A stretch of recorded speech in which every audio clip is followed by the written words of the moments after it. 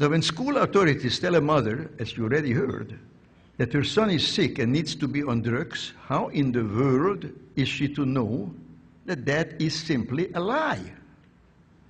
How is she to recognize that what experts now call attention deficit hyperactivity disorder is simply not a disease? Now, such a mother is not an expert in the history of psychiatry.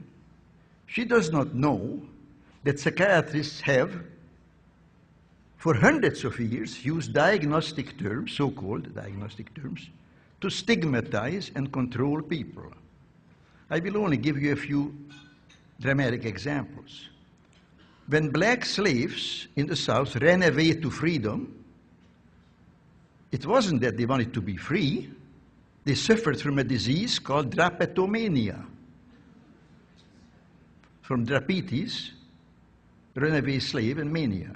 I'm not making this up. This was a legitimate diagnosis, just like attention deficit disorder is. Women, half the population of mankind, of course, if they were foolish enough to rebel against domination by men, well, then they had a serious disease called hysteria, which was due to their wandering womb. Now, none of those behaviors was ever a disease, and of course it's not a disease. But nor is attention deficit disorder a disease. No behavior or misbehavior is a disease or can be a disease. That's not what diseases are.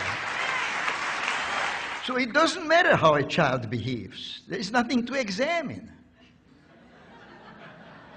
If he's sick, then there must be some objective science to it, which can be diagnosed by physicians and objective tests. As soon as you go to a doctor, they take a lot of blood and take x-rays. They don't want to hear how you behave. When I went to medical school 60 years ago, there were only a handful of mental diseases. I think there were no more than 6 or 7.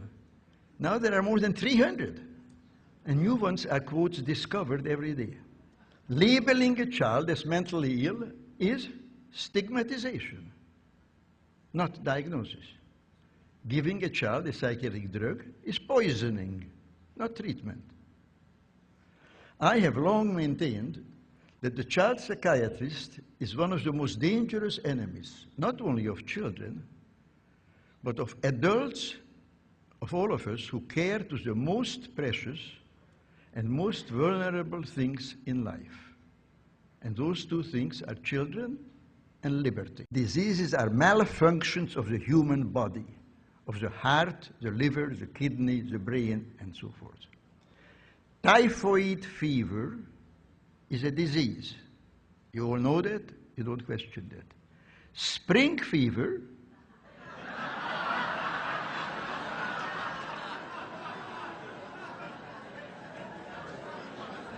all you have to know is English.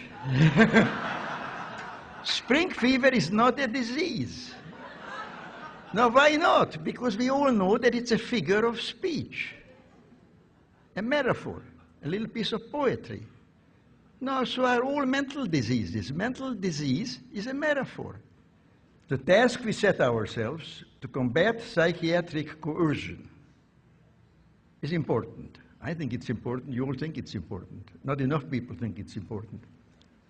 It's a noble task, a task in the pursuit of which we must, regardless of obstacles, persevere.